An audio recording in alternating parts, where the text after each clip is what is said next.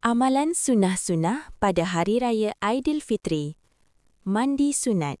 Melakukan mandi sunat sebelum pergi bersolat raya. Memakai pakaian terbaik. Mengenakan pakaian yang paling cantik, bersih dan kemas. Memakai wangian, etar.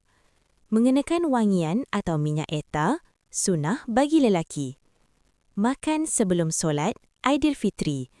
Memakan kurma dalam bilangan ganjil sebelum keluar bersolat. Bertakbir. Melaungkan takbir bermula dari rumah sehingga ke tempat solat. Menunaikan zakat fitrah. Memastikan zakat fitrah dijelaskan sebelum solat raya Aidilfitri.